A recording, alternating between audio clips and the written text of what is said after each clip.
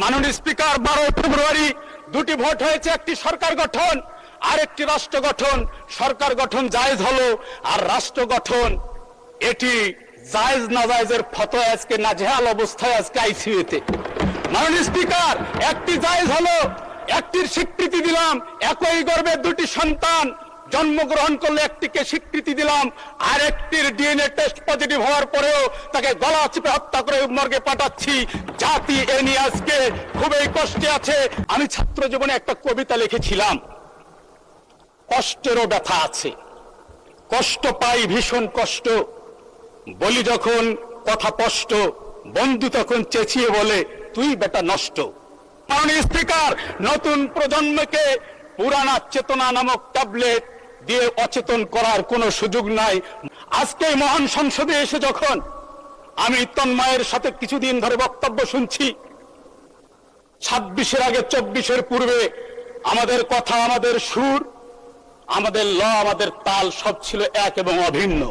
আজকে কোথায় যেন গ্যাপ হওয়ার কারণে আজকে আমরা অল্পতে আকারে ইঙ্গিতে প্রত্যক্ষ পরোক্ষ ভাবে আঘাত করবার চেষ্টা করছি। টেনে আনছি 71, টেনে আনছি 72, আর 72-এর সংবিধানের কথা মাননীয় ব্যারিস্টার আন্দালিব রহমান পার্থ সংসদ সদস্য উনি বলেছিলেন আমাদের নাকি গাত্রদাহ হয়। মাননীয় স্পিকার, আমি মনে করি গাত্রদাহ জাতীয়তাবাদী দল বিএনপির হওয়া উচিত, কারণ এই সংবিধানের 6ষ্ঠ তফসিলে যেই স্লোগান দিয়ে জাতীয়তাবাদী দল, যার নেতাকর্মী উজ্জীবিত হতো, স্বাধীনতার ঘোষক দিয়া লও লও লও সালাম, আজকে এই গাত্রদাহ তাদের হওয়া উচিত।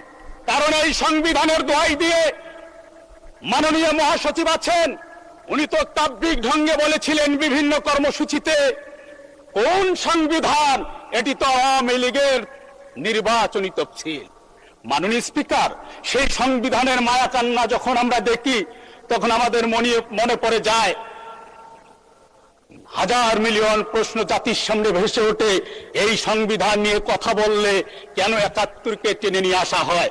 এই সংবিধানকে তো হাজারবার ছুঁড়ে ফেলে দেওয়ার কথা বলা হয়েছে। নাম বলে সময় আমি নষ্ট করতে চাচ্ছি না। মাননীয় স্পিকার, আমি আসতে চাচ্ছি একটু আগেই আমরা যেই সমস্ত ছাত্র নেতাদেরকে ছাত্র জীবন থেকে প্রেরণা মনে করেছিলাম, প্রিয় ভাই মাননীয় সংসদ সদস্য ফজলুল হক মিলন, উনি আকারে একটা কথা বলেছেন, এবার সুযোগ বুঝে সংসদে এসেছেন। আমি এই কথাটিতে কষ্ট পেয়েছি, আমরা মর্মাহত হয়েছি। আমরা 31% ভোট, 11 দল 43.9% ভোট পেয়েছে। জনগণ আমাদেরকে সুযোগ নয়, জনগণ ভোটাধিকার প্রয়োগ করে আমাদেরকে পাঠিয়েছে। এ ধরনের কথায় বিভাজনের রেখা ছাড়া আর কিছুই আমি মনে করি না। আমি আশা করি 90 দশকের ছাত্র নেতা যারা ছিলেন, ছাত্র জীবন থেকে যাকে আমরা অনুপ্রেরণার বাতিঘর মনে করি, আমরা আশা করি তাদের কাছ থেকে আমরা ঐক্যের বাণী শুনতে পারবো, বিভাজন নয়। কারণ 71 আর 72-এর চেতনার কথা বলে যে ব্যবসা বাজারজাত করবার চেষ্টা করা হয়েছিল, খুচরা ব্যবসায়ী, মহাজন, পাইকার, মধ্যস্বত্বভোগী দোকান পাট কুপি নিবিয়ে পলায়ন করেছে। আবারও যদি সেই চেতনাকে বাজারজাত করা হয়, আমি বিশ্বাস করি আমার প্রজন্ম যথেষ্ট কনসাস।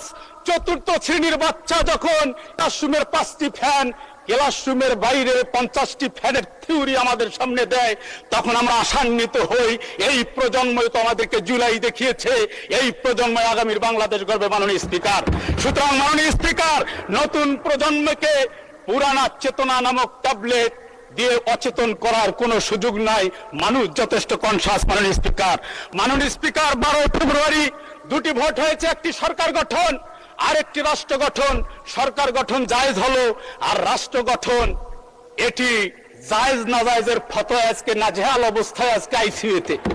মাননীয় স্পিকার, একটি জায়েজ হলো, একটির স্বীকৃতি দিলাম, একই গর্ভে দুটি সন্তান জন্মগ্রহণ করলে একটিকে স্বীকৃতি দিলাম, আর একটির ডিএনএ টেস্ট পজিটিভ হওয়ার পরেও তাকে গলা চিপে হত্যা করে মর্গে পাঠাচ্ছি। জাতি এ নিয়ে আজকে খুবই কষ্টে আছে। জাতি জবাব দেবে, না হলে নতুন করে আবার। ধন্যবাদ মাননীয় সদস্য।